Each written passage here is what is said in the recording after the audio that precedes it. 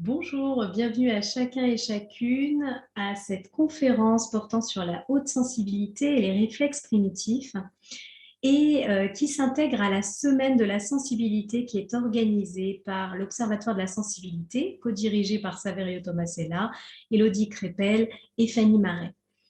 Je remercie l'Observatoire pour l'organisation de cet événement et je vous informe que cette conférence étant enregistrée, vous pourrez, si vous le souhaitez, me faire part de vos questions sous la vidéo, en commentaire, et je veillerai sur la semaine à vous répondre. Et si par tout hasard vous n'aviez pas de réponse, vous pouvez me contacter à travers mes divers réseaux sociaux ou bien site internet. Je vais en quelques mots me présenter. Sylvie Portas, je suis consultante formatrice. J'interviens dans le monde de l'éducation, dans le monde de la santé, dans le monde de l'entreprise, autour de tous les sujets reliés à la relation, au développement, aux apprentissages. Et j'accompagne également les enfants, les jeunes et les adultes en tant que praticienne en psychopédagogie et consultante en intégration des réflexes primitifs. J'associe à cela d'autres outils liés à d'autres approches psychocorporelles. Et j'ai vraiment, en tout cas, à cœur d'accompagner à ce moment-là chacun à aller déployer ses potentiels pour pouvoir créer des possibles dans la sphère familiale, dans la sphère sociale, scolaire ou professionnelle. J'ai exercé avant 15 années en tant que conseillère ESF, donc travailleur social, puis directrice des ressources humaines, étant formée à tout ce qui est autour de l'ingénierie de formation et du développement de compétences. Et donc, j'ai exercé essentiellement ces 15 années dans le secteur hospitalier et médico-social. Et je vous propose, avant de plonger dans cette conférence sur les réflexes et la haute sensibilité, de juste préciser quelques petites choses. Cette conférence, elle peut vous intéresser si vous vous interrogez sur ce qu'est la sensibilité élevée. Si vous vous reconnaissez ou reconnaissez des proches dans les caractéristiques de la haute sensibilité, si vous recherchez des pistes pour mieux comprendre ce dont il s'agit, le comment déployer pleinement ce haut potentiel sensible, ce potentiel sensible, et j'ose poser ce terme-là, je vous en dirai plus tout à l'heure. Cette conférence n'est pas là pour dire que la haute sensibilité est une anomalie à faire disparaître par tout moyen. Et je tiens à le préciser vraiment là, puisque lorsque je vais vous parler d'intégration de réflexes, on pourrait penser et se dire, bon, ben tiens, on pourrait faire disparaître ce qui nous dérange autour éventuellement de cette haute sensibilité pour ceux qui seraient dérangés par cela. Et donc, je le rappelle, il ne s'agit pas d'une maladie, il ne s'agit pas d'une anomalie et donc il ne s'agit pas de faire disparaître quoi que ce soit. Je tiens également à préciser que cette conférence n'est pas là pour dire que la haute sensibilité c'est bien ou mal, meilleur ou pire, ou bien la cause et la conséquence de tous les maux et difficultés. Je tiens à préciser également que cette conférence n'est pas là pour dire que nous connaissons tout sur ce qu'est ou n'est pas la haute sensibilité. Aujourd'hui, il est certain qu'on en parle de plus en plus et que nous avons la chance d'avoir des études sérieuses qui permettent de mieux comprendre ce dont il s'agit. On parle de la sensibilité, je dirais, depuis la nuit des temps, et la haute sensibilité, on en parlait déjà, certains en parlaient déjà, pas de façon si explicite qu'on en parle aujourd'hui, mais voilà, vraiment dire que nous avons des choses précieuses aujourd'hui sur lesquelles nous baser, mais nous en sommes aussi, je dirais, à l'aube de découvertes, très probablement, peut-être de remise en question de certaines choses qui ont pu être posées ou pas. Donc vraiment, aujourd'hui, partager avec grande humilité sur ce qui existe. Et puis, je dirais tout simplement partager sur des expériences vécues. Et puis, cette conférence n'est pas là pour dire que les réflexes primitifs expliquent tout et que l'approche d'intégration des réflexes est la baguette magique. Je tiens à le dire parce qu'en effet, c'est vrai que quand on parle d'un sujet, et d'autant plus d'un sujet qui passionne, on pourrait penser à la fin de dire, mais tiens, ça vient tout expliquer et puis c'est la solution. Bien évidemment, les réflexes primitifs, je trouve que c'est un sujet qui ouvre beaucoup de choses, mais vraiment précaution avec cela. L'idée n'est absolument pas d'enfermer quoi que ce soit, ni qui que ce soit dans quelque chose. Je dirais donc que pour cette conférence, place donc à la singularité. Il n'y a pas une façon unique de manifester ou de vivre sa haute sensibilité. Il n'y a pas une manière unique de fonctionner et de réagir. Et je pense que tout au long de toutes les conférences que vous allez suivre, ce point-là va vraiment être mis en lumière au fur et à mesure.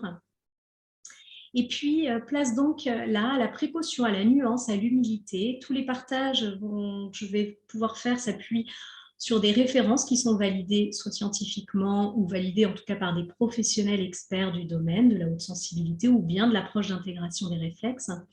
Il y a des personnes qui y travaillent depuis de nombreuses années et donc voilà, vraiment, je veillerai à vous transmettre ça de la manière, j'espère, la plus ajustée possible. Et puis, ça s'appuie également sur des partages qui sont fruits d'expériences personnelles et professionnelles de terrain. Donc, elles valent ce qu'elles valent. En tout cas, elles sont... je m'appuierai en tout cas sur tout cela. Et puis, place donc au questionnement et à l'exploration de pistes. J'espère que cette conférence pourra vous ouvrir vraiment peut-être à travers de nouvelles prises de conscience, de nouvelles perspectives, de pistes à explorer, comme je le dis. Ce qui est important, c'est est-ce que ça fait sens pour vous et est-ce que vous avez envie d'explorer cela pour créer peut-être d'autres possibles. Alors, avant de plonger sur ce que sont les réflexes, je vais juste poser quelques petites informations qui me semblent importantes sur la haute sensibilité pour faire du lien avec ce que je vais dire par la suite.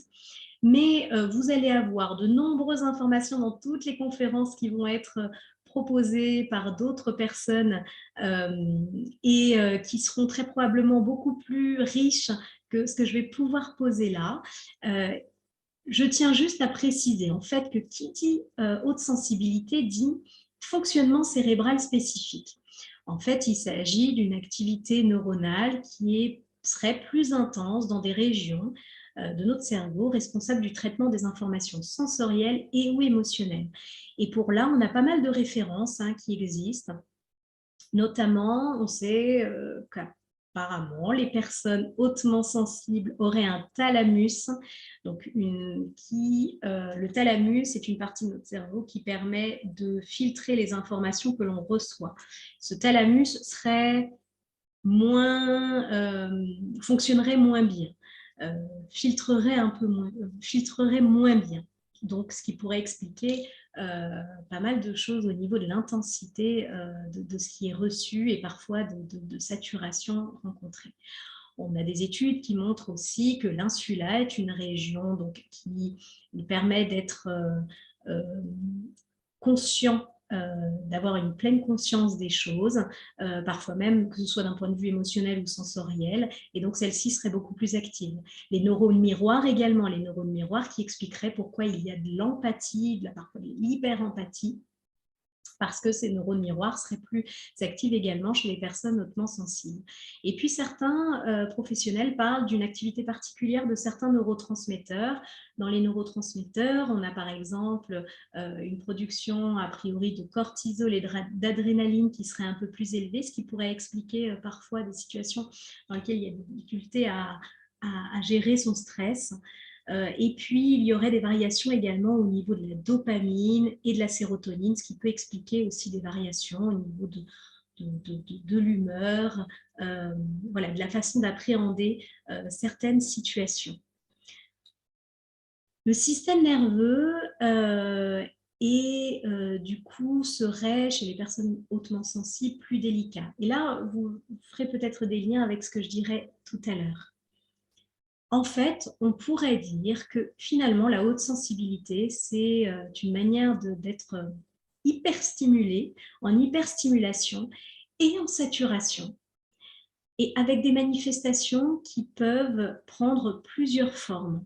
Et donc, c'est pour ça qu'on parle d'hyperesthésie, hein, parfois de cette sensibilité accrue, et parfois gêne à la lumière, à l'odorat, au toucher, des étiquettes qui grattent, ou bien de tout ce qui est manifestation liée à une hyper-empathie. Mais là, je vous invite à aller faire référence aux 5 caractéristiques de la haute sensibilité que vous retrouverez notamment très probablement dans les autres conférences et dont je pourrais éventuellement parler et que je vais regrouper là finalement dans là-dedans. C'est-à-dire que pour moi, qui dit haute sensibilité dit surtout haut potentiel sensible. Et haut potentiel sensible avec des sens en éveil.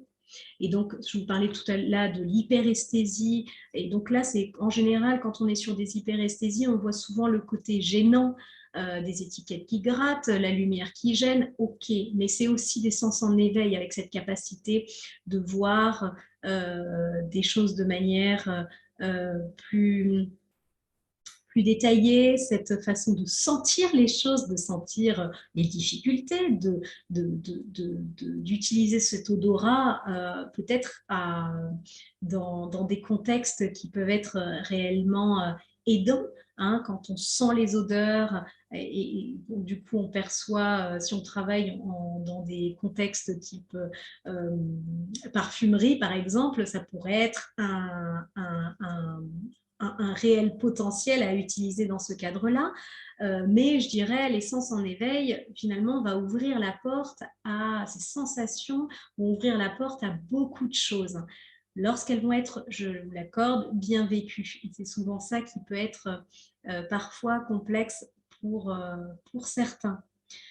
Et qui, bien évidemment, est complexe parce que inconfort, mais on verra après qu'il y a des façons d'accompagner cela. Et puis, qui dit haut potentiel sensible, dit une riche créativité, et là vous allez avoir une conférence d'ailleurs sur le sujet, belle intuition, une empathie naturelle, une conscience accrue, et tout cela, eh bien, ça permet de créer de beaux possibles à partir du moment où on les reconnaît, à partir du moment où on les accueille, et à partir du moment où on apprivoise, en effet.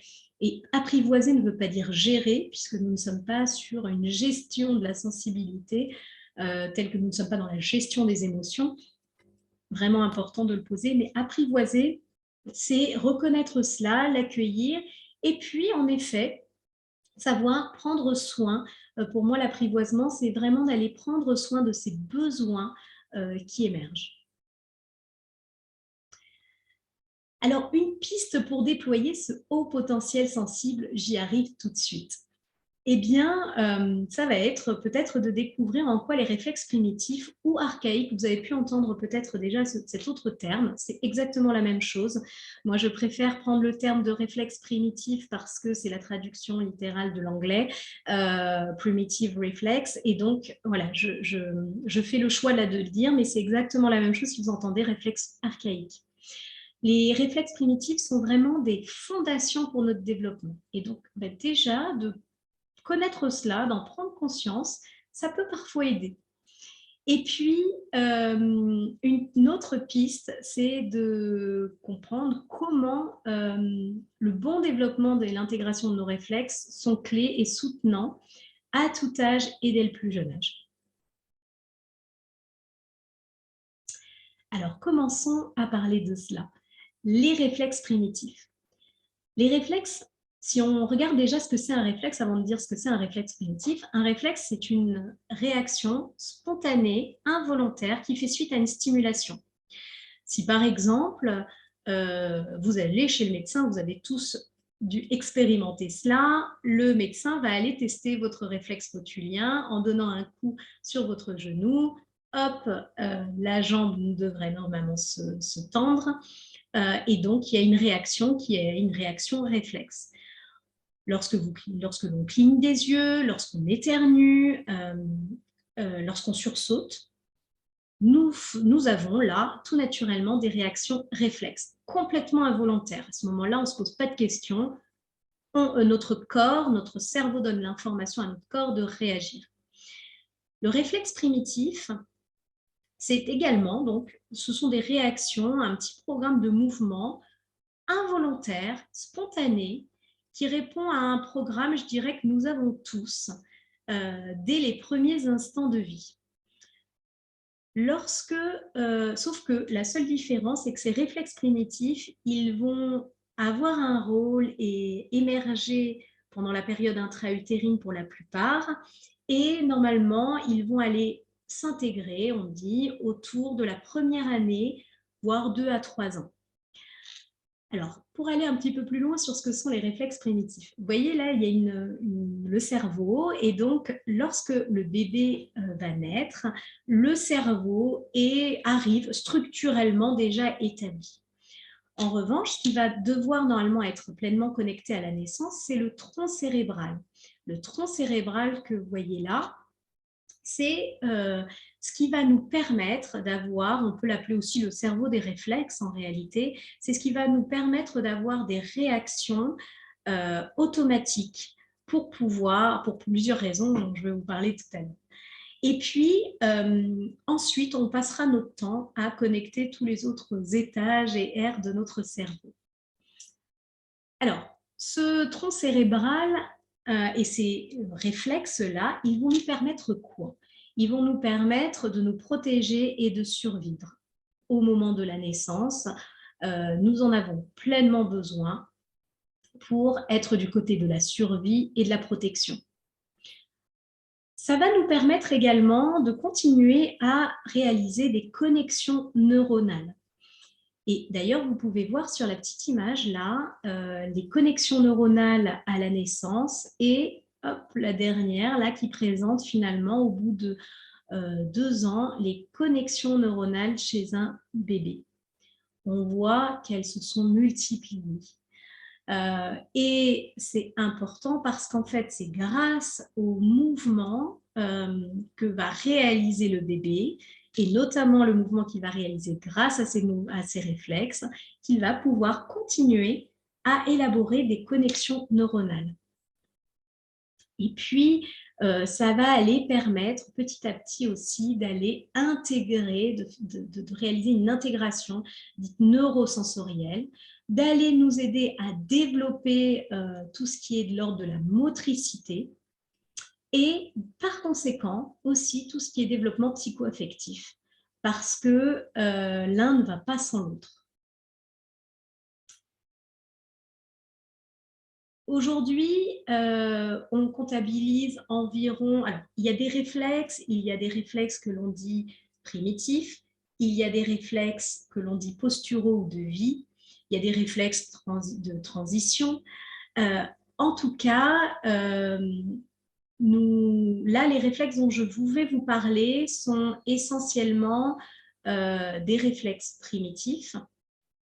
Il faut savoir que nous continuons à avoir des réflexes tout au long de la vie, bien évidemment, et c'est d'ailleurs ces réflexes primitifs qui vont laisser place, qui vont permettre, s'ils maturent correctement, laisser place à des réflexes posturaux qui vont nous soutenir, je dirais, d'un point de vue postural, mais aussi global, tout au long de notre vie.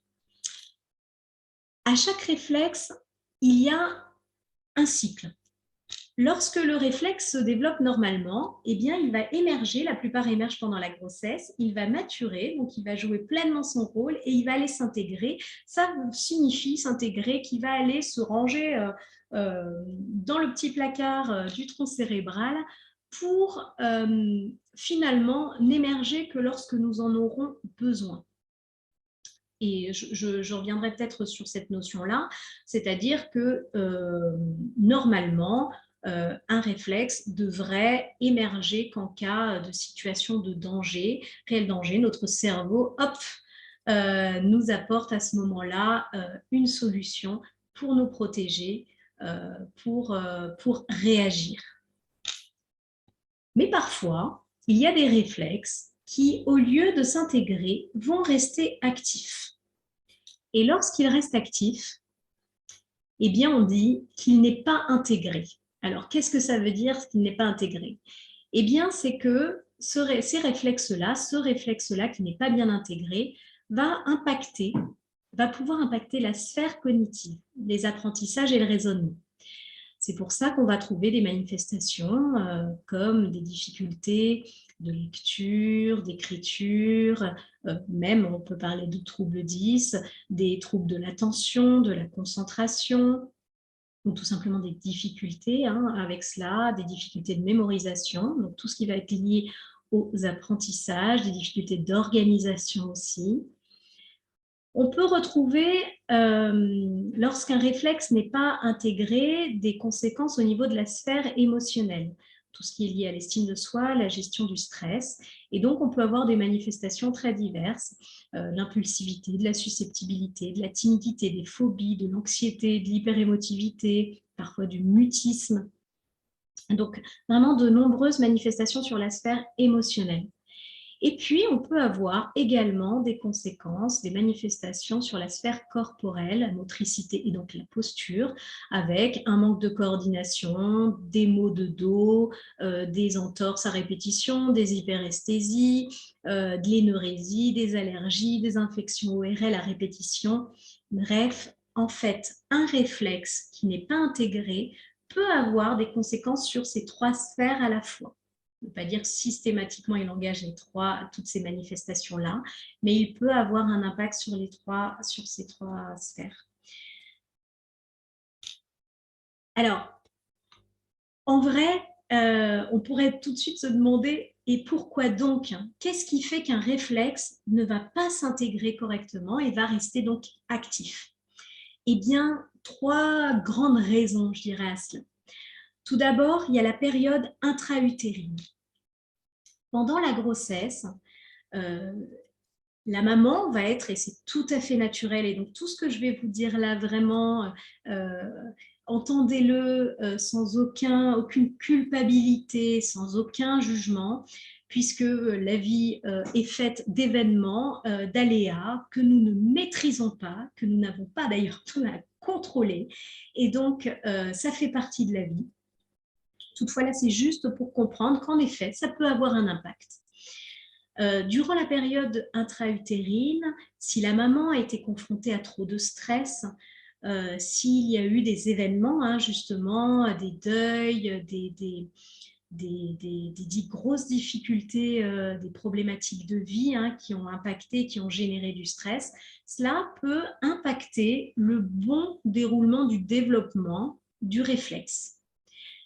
Il peut y avoir également des impacts liés à l'immobilisation de la maman. Si par exemple il y a menace d'accouchement prématuré, on demande à la maman d'être alitée et donc la maman à ce moment-là ne va pas pouvoir être en mouvement et donc ne donnera plus les mêmes stimulations qu'elle pouvait donner lorsqu'elle marchait par exemple, lorsqu'elle était en mouvement. Or, c'est par le mouvement, par ces bercements naturels, par ces mouvements-là que le bébé et que les réflexes font leur travail et permettent petit à petit d'émerger, d'être en développement.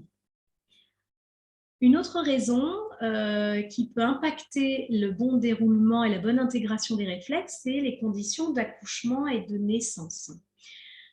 Lorsque le bébé est né trop rapidement ou trop lentement, lorsque le bébé est né par césarienne, ou bien que l'accouchement a nécessité tout autre accompagnement et aide médicale pour le bien fondé, bien évidemment, du bébé et de la maman, eh bien, cela, ça va impacter le bon développement des réflexes, tout simplement parce qu'au moment de la naissance, ça va être un moment phare pour le développement des réflexes. Le bébé, la naissance, c'est vraiment un moment où bébé et maman vont travailler conjointement. Et le bébé va recevoir donc à travers les contractions des stimulations et ces stimulations vont activer ses réflexes. Ces réflexes vont lui permettre de faire la chorégraphie de naissance et donc vont notamment lorsqu'il y a une naissance par voie basse.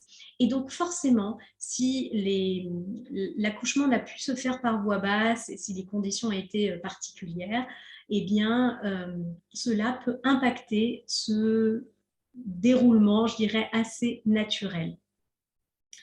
Ensuite, on a notamment aussi les moments de la naissance. Est-ce qu'il y a eu prématurité? Est-ce qu'il y a eu séparation à la naissance? Tout cela va aller impacter le bon déroulement, le bon déploiement, je dirais, maturation de ces réflexes. Et puis, il y a une troisième raison, c'est les premières années de vie, entre 1 et 3 ans. Si l'enfant n'a pas pu être n'a pas pu vivre une motricité libre pour quelconque raison, hein, il peut y avoir beaucoup de motifs à cela, mais n'a pas pu expérimenter cette motricité qui l'invite à passer du ventre au dos, à se mettre à quatre pattes, à ramper. Toutes ces étapes-là, elles vont être fondamentales parce que lorsque le bébé est dans cette exploration motrice, il est en réalité en ce moment-là, grâce aux réflexes d'ailleurs qui vont l'aider, le soutenir dans cette motricité, il est en train d'être réellement dans un développement à la fois de sa motricité, mais également psycho-affectif et notamment de toutes ces connexions neuronales qui vont être précieuses. Et donc, lorsque l'enfant est mis trop souvent dans le transat, dans les trotteurs, dans le cosy, et donc est un peu privé de cette motricité, eh bien, ça peut avoir des incidences. Il peut y avoir aussi tout ce qui est lié au stress, aux maladies, hein, qui peut impacter. Et puis, également, tout ce qui est toxicité, hein, médicaments, ce que je n'ai pas dit hein, pour la femme enceinte, hein, tout ce qui va être de l'ordre des toxicités, l'alcool, le tabac, tout produit éventuel qui doit être pris pendant cette période-là. Il y a des choses qui peuvent altérer en tout cas le bon développement des réflexes. Pour l'enfant, voilà, on est sur également cela. Les écrans qui sont regardés trop tôt, un bébé qui est mis devant des écrans trop tôt, eh bien, ça va aussi aller impacter la possibilité pour lui d'aller déployer toute cette motricité-là.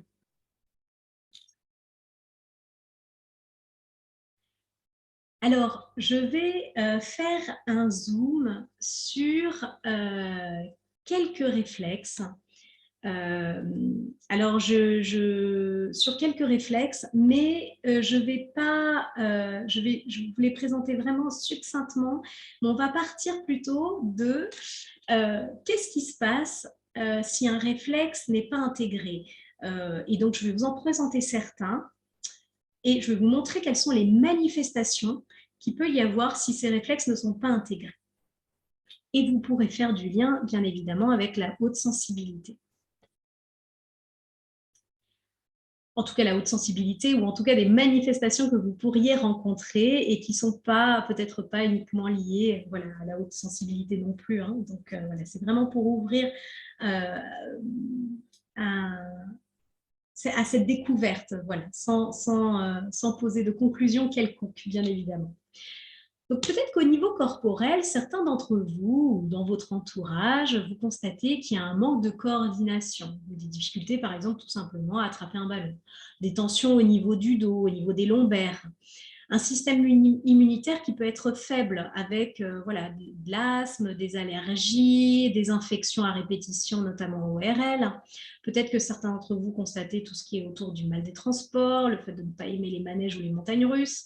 Peut-être que certains d'entre vous ou vos enfants ont besoin de soutenir leur tête pour lire.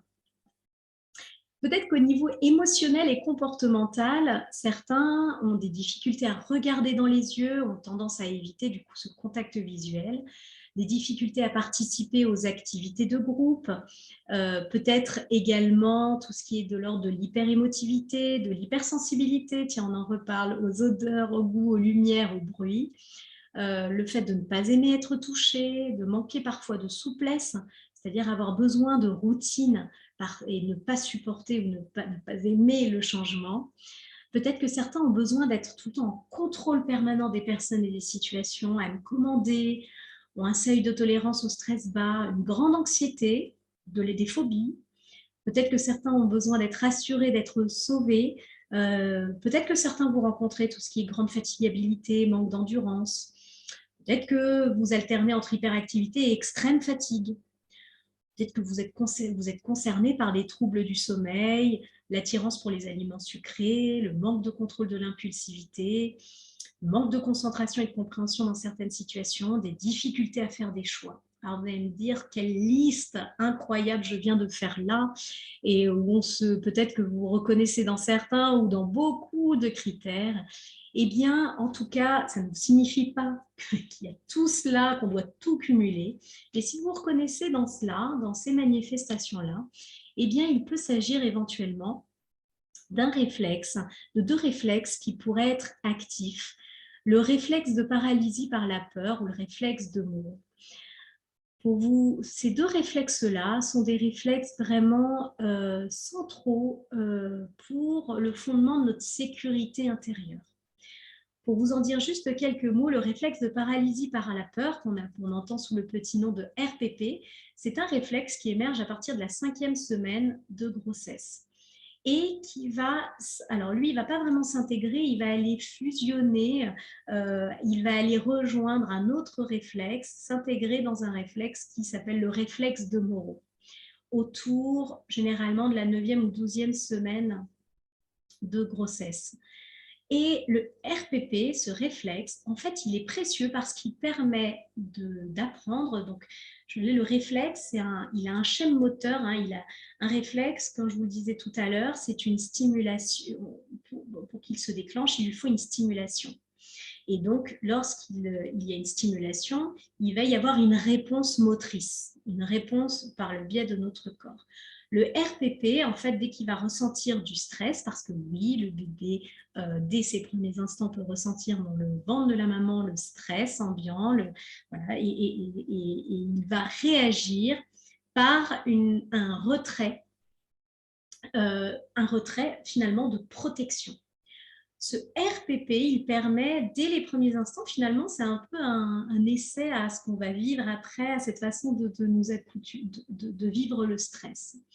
Le RPP, il est là, normalement, pour nous apprendre à nous figer.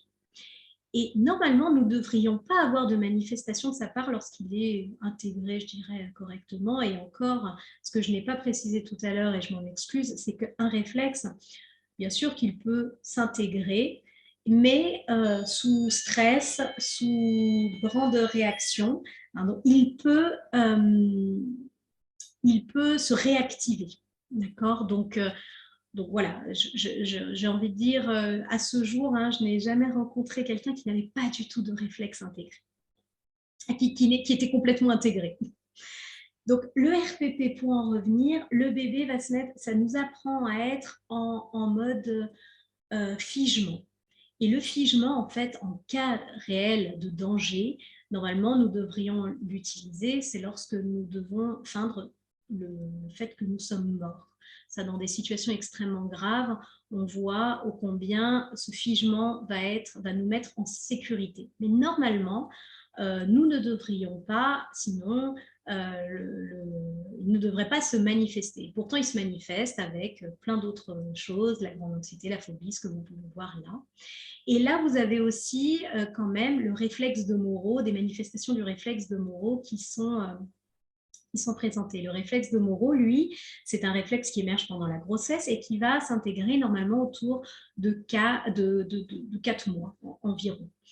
Ce réflexe de Monro, c'est ce réflexe lorsque vous en avez peut-être entendu parler ou vu déjà, lorsque le bébé sursaute dans son lit et souvent est dans cette position-là.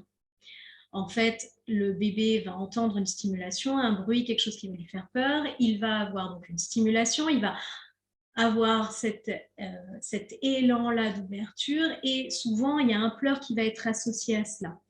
Et la deuxième étape du Monro, c'est d'aller faire l'expérience de tiens, quand je suis comme ça, il y a une hypervigilance, je suis attentive, je suis en hypercontrôle, il se passe quelque chose dans mon environnement.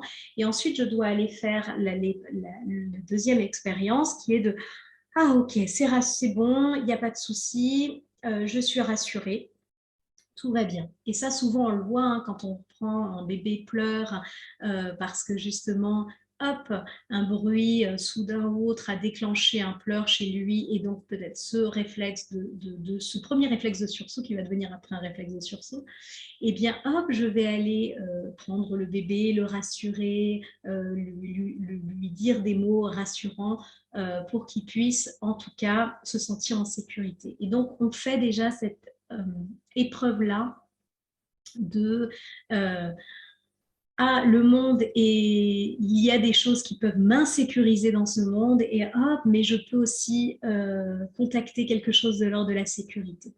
Et donc, ils vont être précieux, et on peut voir des liens, bien évidemment, sur certaines manifestations, peut-être qui parfois peuvent être difficiles d'ailleurs à vivre. Je resterai disponible de toute façon pour répondre à vos éventuelles questions a posteriori.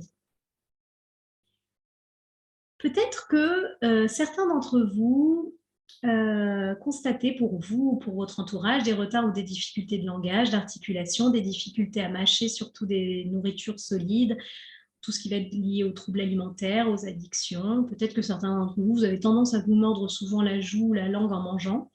Peut-être que vous avez un palais d'ailleurs très voûté, qu'il y a besoin d'orthodontie, qu'il y a le besoin de sucer son pouce, ses doigts, ses vêtements. Vous avez des enfants qui ont les vêtements complètement mâchouillés, même à un âge un petit peu plus avancé. Peut-être que vous vous sentez envahi, vous envahissez, vous avez besoin d'envahir l'espace des autres, ou vous êtes peut-être un enfant qui avait besoin en permanence d'être très, très, très proche de vous tout le temps, tout le temps, tout le temps, parce qu'il y a vraiment besoin de se trouver très près. Peut-être que vous rencontrez, ou la personne à laquelle vous pensez là peut avoir des difficultés d'activité avec les activités motrices fines, une mauvaise évaluation de la température interne, des difficultés finalement à réguler cette température interne, à savoir si je suis chaud ou pas chaud. Et d'ailleurs, on voit avec des personnes hautement sensibles tout de suite l'effet saturation qu'il peut y avoir derrière. Peut-être que vous êtes concerné par des tics, des tensions dans les mâchoires, les dents qui grincent. Voilà. Et on pourrait rajouter encore des choses dans cette liste. Peut-être qu'au niveau émotionnel, certains d'entre vous connaissent tout ce qui est de l'ordre du mal à exprimer ou à recevoir de l'amour, des difficultés à réagir face aux compliments. Le besoin de s'isoler des autres, de rentrer dans son monde, tout ce qui est lié à la faible estime de soi, aux difficultés à s'accepter, au perfectionnisme, a du mal à croire que c'est suffisant. Peut-être que ça va vraiment en lien avec le perfectionnisme, d'avoir toujours cette insatisfaction, que ce n'est pas suffisant. Peut-être que certains d'entre vous, vous n'aimez pas qu'on prenne soin de vous. Ou en tout cas, voilà, il y a une gêne par rapport à ça. Ou des difficultés à exprimer clairement les choses. Ou peut-être une manifestation, une quête d'attention, le besoin de rechercher absolument à être accepté socialement. Cette liste-là aussi, où on pourrait se dire, mais tiens, on peut se reconnaître dans un ou dans plusieurs de ces points-là, eh bien, ils sont en lien, vous avez l'image aussi des personnes qui se rongent les ongles. Eh bien, on peut aller regarder du côté des réflexes. Alors là, j'en ai cité deux, le réflexe de succion et le réflexe de Babkin. Le réflexe de succion et le réflexe de Babkin, qui sont des réflexes vraiment pleinement liés à toute la sphère de l'oralité et qui vont être en lien et nécessaires notamment au bébé pour pouvoir s'alimenter. Les réflexes de succion, le bébé, pour pouvoir s'alimenter, la simple stimulation autour de la bouche va lui permettre d'activer immédiatement son réflexe de succion. Le réflexe de succion, c'est un réflexe qu'on garde la vie, mais on ne devrait pas réagir de la même façon à la stimulation. Donc ce réflexe, à partir du moment où on n'est plus dans le réflexe, en fait, nous sommes dans des mouvements qui sont contrôlés. Je peux décider d'utiliser mon réflexe de succion, finalement, d'utiliser la succion, mais en toute conscience. Là, lorsqu'on parle de la notion de réflexe primitif, c'est souvent dans les comportements où on se dit c'est plus fort que moi. Voilà, je réagis comme ça, le corps et dès qu'il a une stimulation, il réagit. hein. Et donc là, on est dans cet étage-là, je dirais dans cette partie-là de notre cerveau qui est automatique, réflexe. Alors que progressivement, nous devons laisser place à des mouvements qui sont d'une certaine façon contrôlés par d'autres parties de notre cerveau. Et donc, je reviens sur le réflexe de succion qui va nous permettre naturellement de nous alimenter. Le réflexe de Babkin, c'est un réflexe qui, lorsque vous appuyez sur la main du bébé, eh bien, si vous appuyez sur cette main-là, il va ouvrir la bouche de ce côté. Si vous lui appuyez là, il va ouvrir la bouche de l'autre côté. Si vous appuyez sur les deux, il va ouvrir la bouche au centre. Et donc, ce réflexe-là, il va être là aussi précieux pour cette partie alimentaire, mais on va voir que, comme vous pouvez le voir là d'ailleurs, il peut avoir un impact sur de nombreux plans, et notamment sur tout ce qui est relié à l'attachement. Un autre réflexe, vous pouvez constater peut-être au niveau corporel une hypotonicité. Donc le corps qui est hypotonique. Parfois on peut être hypertonique, mais parfois il peut y avoir une hypotonicité. Il peut y avoir un manque d'endurance physique, posture voûtée, un champ visuel étroit, une hypersensibilité au bruit, au toucher. Vous voyez que ça revient, et pourtant on va parler d'autres réflexes. La gêne des étiquettes, des vêtements au col, ces enfants qui ne supportent pas, par exemple, les vêtements, les étiquettes. Je dis ces enfants, mais ces adultes également. Des enfants qui vont avoir besoin de serrer les vêtements à outrance au niveau de la ceinture, par exemple, ou à contrario, qui vont avoir besoin de porter des choses très amples.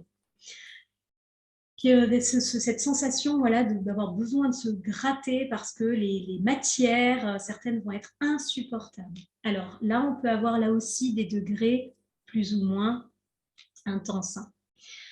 Peut-être que certains d'entre vous, au niveau émotionnel, comportemental, vous pouvez constater du désintérêt pour ce qui demande parfois de la réflexion, manque de concentration avec ou sans hyperactivité, difficulté de mémorisation, de se mettre rapidement sur la défensive en colère, l'inflexibilité dans les idées, se montrer découragé, une faible créativité, de l'ennui, ou ne sait pas quoi faire, des difficultés dans l'apprentissage en général, des peurs, des phobies.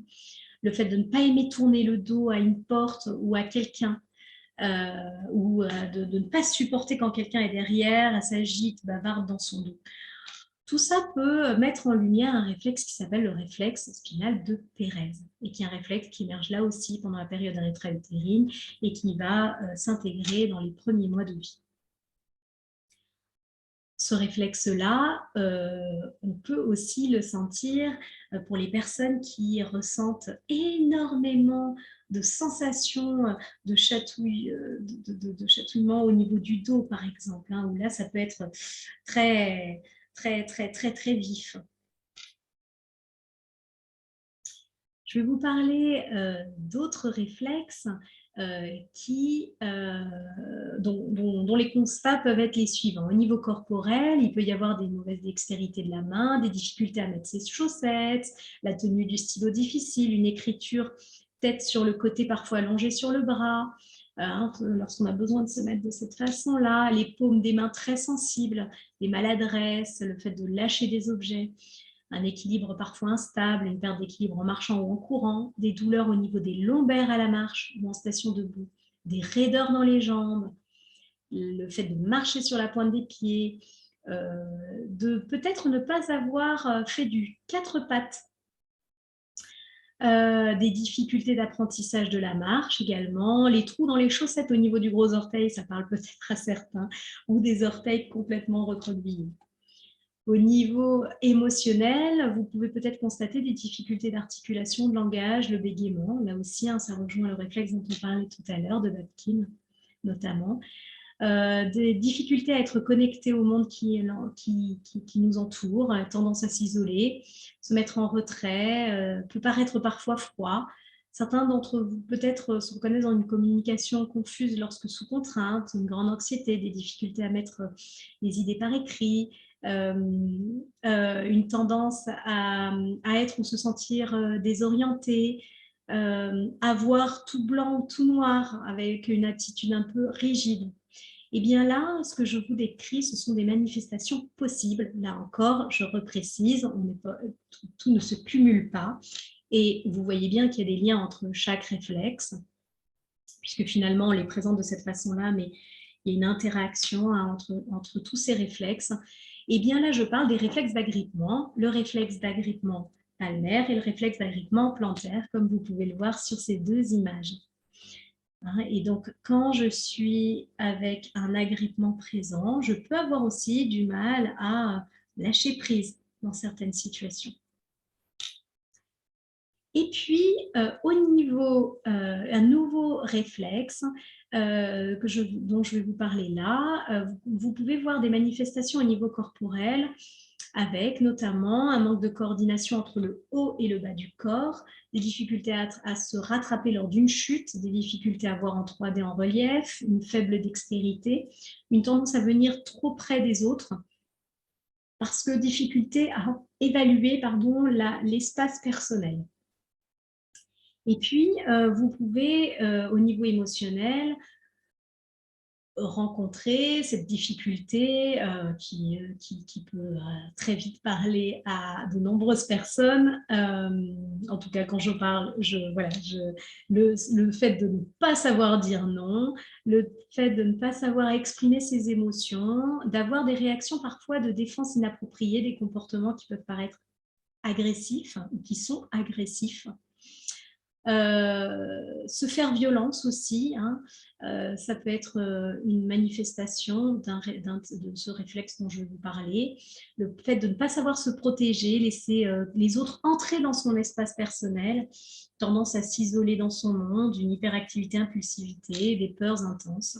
Et bien là, dans ces manifestations, je parle du réflexe de parachute. Ce réflexe qui est précieux d'ailleurs. Lorsque vous prenez un bébé, normalement que vous l'approchez vers le sol, il va tout naturellement mettre ses mains pour se protéger. Et donc, c'est celui qui nous permet d'ailleurs de nous relever, hein, qu'on va garder toute notre vie pour nous protéger lorsque nous tombons et qui nous permet aussi de nous relever lorsque nous chutons. Donc, vous voyez que derrière chaque réflexe, il y a beaucoup de choses qui se manifestent au niveau corporel, mais qui ont une réelle symbolique au niveau aussi émotionnel et comportemental.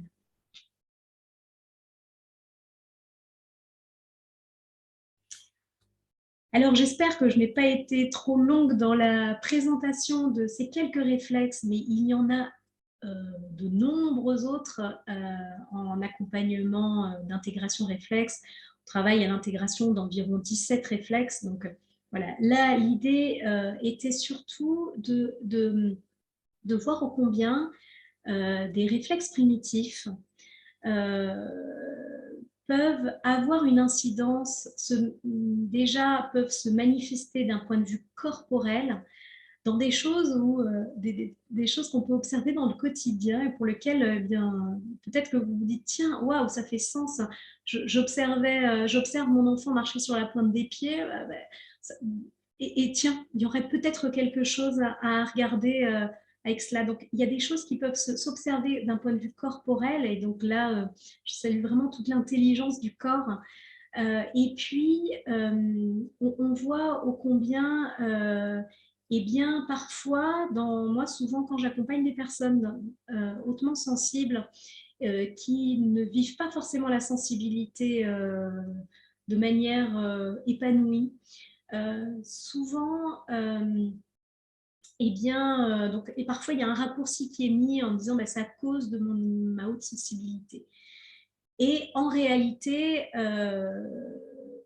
ça peut être associé à plein d'autres choses. Et quand on observe, quand on peut agir eh bien, en amont, il est intéressant de voir que finalement, eh ben, ces choses qui sont là, elles viennent me signer, me dire quelque chose et elles ne sont pas forcément une problématique en soi.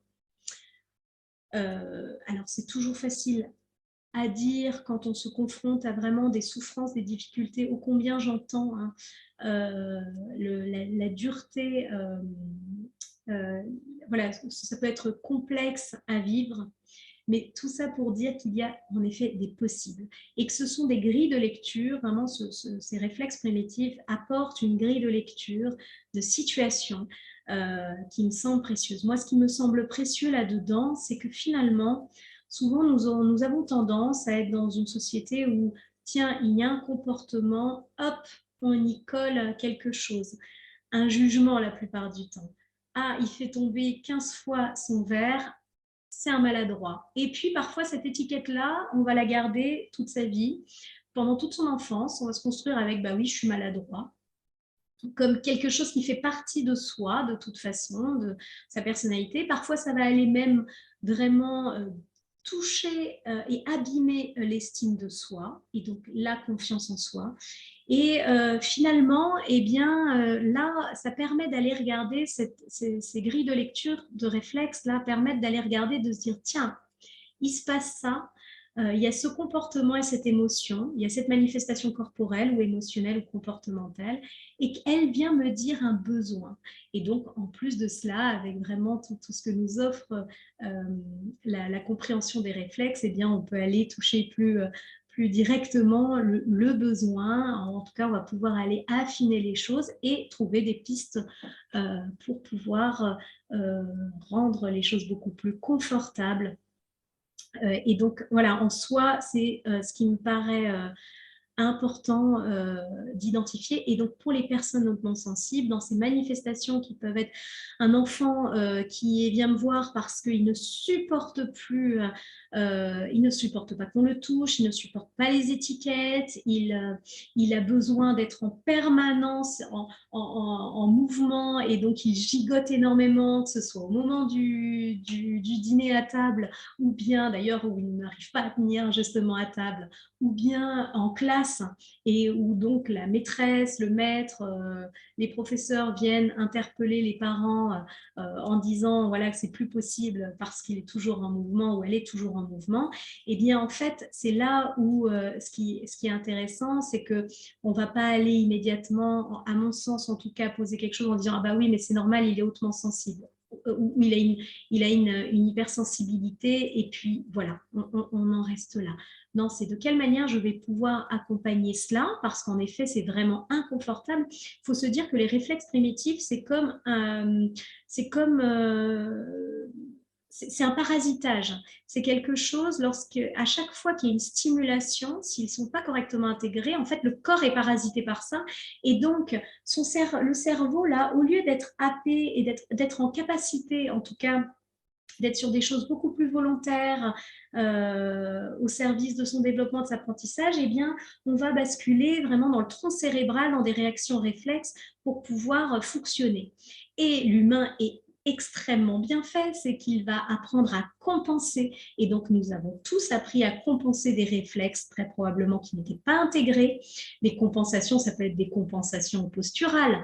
Hop, je verrouille, je m'assois avec un pied sous la fesse pour pouvoir contenir les stimulations liées à d'autres réflexes dont je n'ai pas parlé là maintenant, par exemple.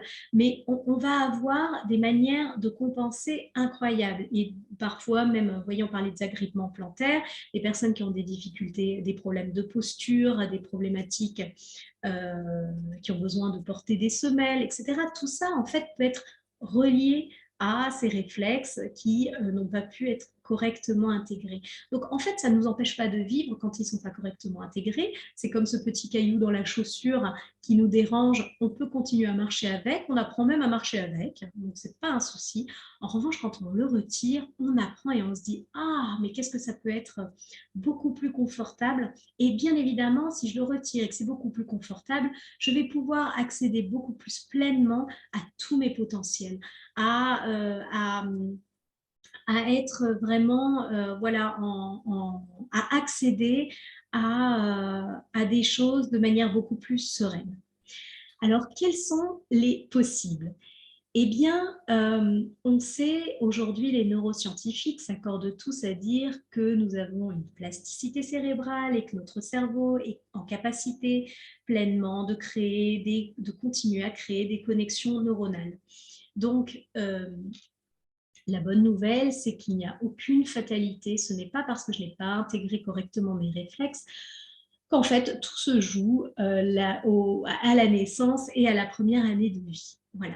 bien évidemment, et on le voit, ce sont des périodes sensibles qui vont être clés. L'environnement va permettre de déployer, on voit là l'importance de l'environnement en tout cas, va permettre de déployer plus ou moins facilement les choses, c'est potentiel, de pallier plus ou moins aux situations vécues. Mais la bonne nouvelle, c'est qu'à partir du moment où on le souhaite, on en a conscience, on peut travailler dessus, on peut continuer à reconnecter, à, à vraiment déployer et agir sur les situations.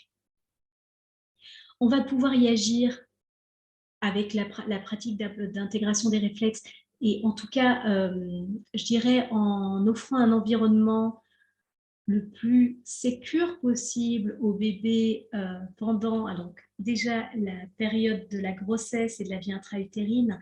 Et donc là, je vous invite vraiment à aller voir la conférence que va réaliser Perrine Alliot, notamment sur la maternité, puisque en fait, c'est une période vraiment clé, là vous l'avez compris, par rapport à ce déploiement de ce beau programme que nous avons autour de nos réflexes primitifs.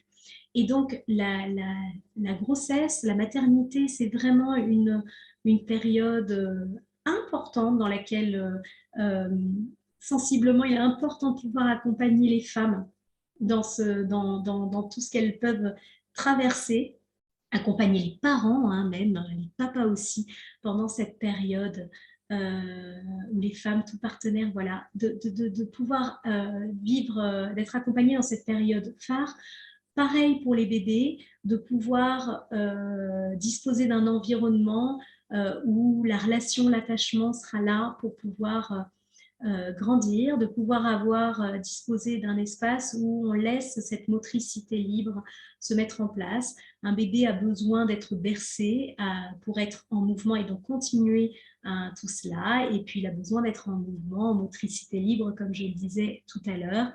Et surtout c'est des êtres de relation, donc d'être à travers la relation, il se passe un tas de choses. Et puis, on peut également, il va être important aussi de penser, donc c'est là où on peut agir sur l'environnement, à faire appel à tout ce qui permet à l'enfant de grandir avec la nature, de grandir en mouvement. Nous avons foncièrement besoin du mouvement, vous voyez bien, de cette motricité, d'être vraiment dans le mouvement pour pouvoir, je dirais, nous développer, apprendre. Et donc, il va être important de laisser cet espace-là. Et c'est vrai qu'aujourd'hui, par exemple, dans le domaine de l'enfance, tout ce qui va être écran, tout ce qui va empêcher finalement de se reconnecter à ces choses, ces jeux libres, cette motricité libre, qui permettent tout naturellement à l'enfant de se donner des stimulations sans forcément travailler sur l'intégration des réflexes. Un enfant, lorsqu'il joue, lorsqu'il va sur la balançoire, sur le trampoline, il se donne des stimulations. Et donc, il travaille notamment assez naturellement à contribuer à l'intégration de ses réflexes, au déploiement de nouvelles connexions. Et donc, ça, je dirais, ça se fait là aussi assez naturellement. Par contre, il peut y avoir des choses qui viennent entraver cette possibilité-là, et c'est là aussi où on va pouvoir aller travailler en intégration des réflexes. Et donc, comme vous pouvez le voir là, en fait, je suis en train de faire des tests réflexes, puisque nous avons en intégration des réflexes archaïques des tests bilans qui se font en fait où nous donnons une stimulation et nous voyons comment le corps réagit à cette stimulation. Et donc pour chaque réflexe, il y a des stimulations spécifiques et donc des réactions qui nous donnent des indications spécifiques. Et donc, il y a des approches d'intégration de réflexes qui permettent de travailler à l'intégration à tout âge et dès le plus jeune âge.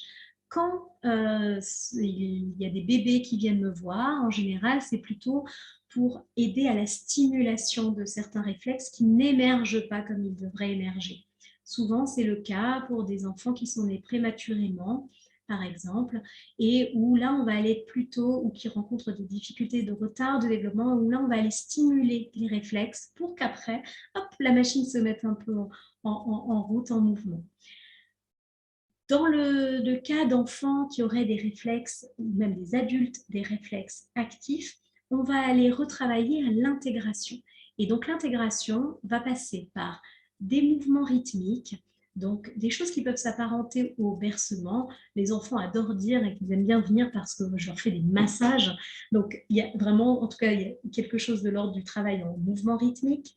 Il y a aussi des pressions isométriques. En tout cas, je vais travailler avec plusieurs choses qui permettent d'aller redonner de l'information et de retravailler sur ce schème moteur, un réflexe qui n'a pu faire son cheminement habituel. Pour ma part, je suis formée au RMTI, mais il existe plein d'autres approches réflexes qui font un travail très similaire. Et donc, il y a l'IMP, Arcanflex, Maisonneuve, donc plein d'autres approches qui vont travailler à l'intégration des réflexes. Le travail d'intégration peut être assez court. On part toujours d'un objectif. Alors, chacun travaille de manière là, mais pour ma part, en tout cas, je me tiens à cela, à travailler à partir d'un objectif. C'est-à-dire que faire un bilan réflexe pour faire un bilan réflexe n'a, à mon sens, pas d'intérêt. On part d'un objectif, l'objectif, un besoin, l'objectif que peut poser la personne, et puis à partir de là, on travaille en mouvement rythmique. Les mouvements se font, il y a plusieurs protocoles aussi de travail un peu généraux. On travaille en séance et puis l'enfant ou l'adulte concerné repart avec des mouvements à faire à la maison pour continuer ce travail, parce qu'en fait, les mouvements rythmiques, c'est comme tout, c'est pas tant la quantité qui va être importante, c'est la régularité et le fait d'y travailler sur une période. Alors souvent, on travaille sur 3 semaines à la réalisation de ces mouvements rythmiques de manière régulière, 10 minutes, grand maximum par jour ou tous les 2 jours. Ou, voilà, on définit ensemble ce que sont les...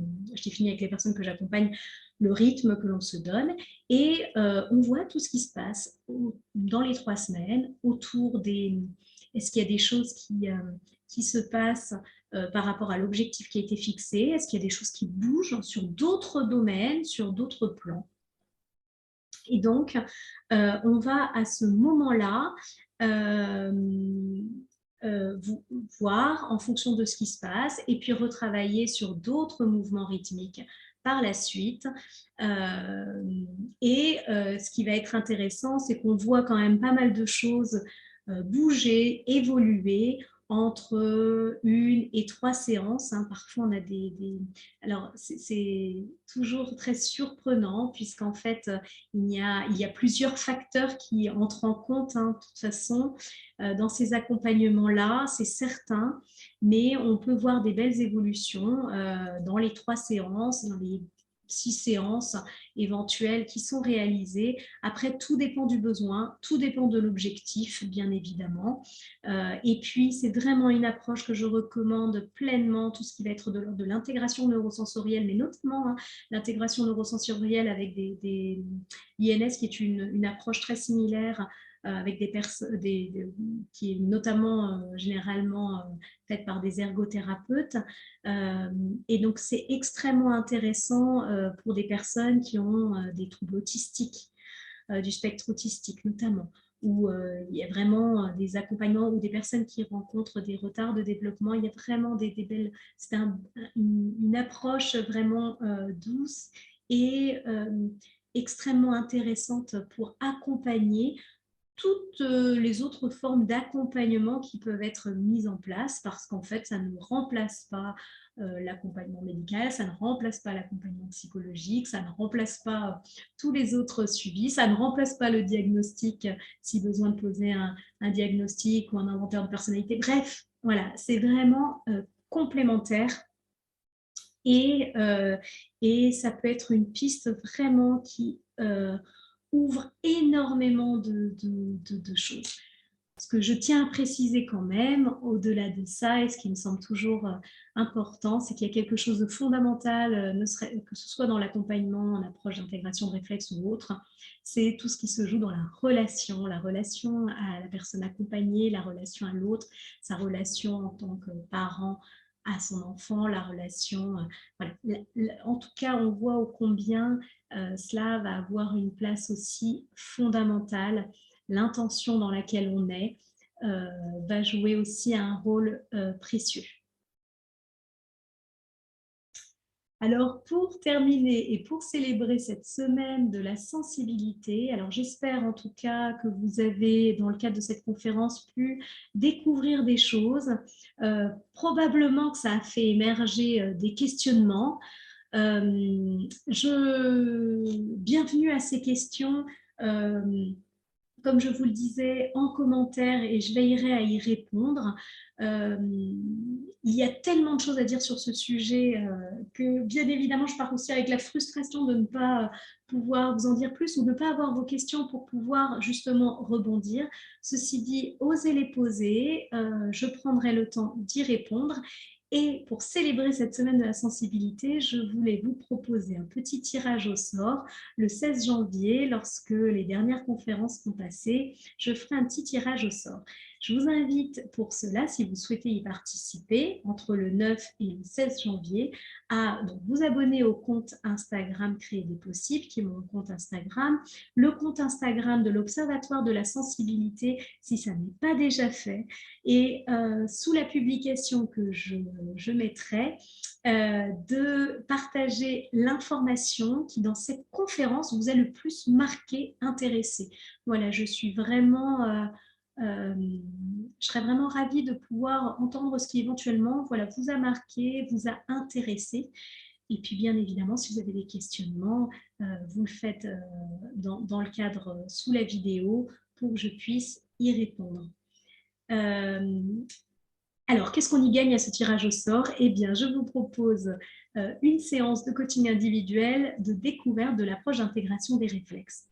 L'intégration des réflexes, ô combien je vous inviterai, si vous me posez la question, je vous remettrai d'ailleurs l'annuaire des professionnels qui sont certifiés, que vous pouvez aller rencontrer, que vous retrouvez en France et dans le monde.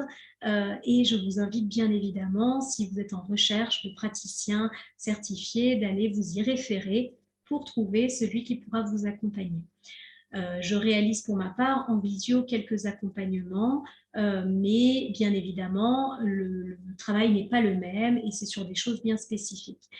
Là, ce que je vous propose, c'est une séance de coaching individuel à partir d'une problématique, d'un besoin, autour peut-être notamment de la haute sensibilité ou de la sensibilité élevée, de ce que vous avez pu percevoir, en tout cas entendre dans cette conférence. Et je vous proposerai donc en visio une séance pour découvrir certains mouvements que vous pourriez faire pour pouvoir travailler sur la problématique ou le besoin qui est le vôtre. Voilà, donc vraiment une découverte que je me ferai le plaisir de vous offrir pour cette semaine de la sensibilité. Et je vous remercie d'avance. Je vous souhaite vraiment de pouvoir continuer ce cheminement nous souhaite de pouvoir continuer vers ce cheminement autour de la sensibilité qui est finalement le propre de l'être humain et de remettre de la sensibilité dans nos relations, qu'elles soient personnelles ou professionnelles, dans le monde du travail, à l'école, en famille, et de pouvoir déployer vraiment ce potentiel sensible, voire ce haut potentiel sensible qui permet vraiment, lorsque on le reconnaît, on l'accueille et on l'apprivoise, de créer des possibles.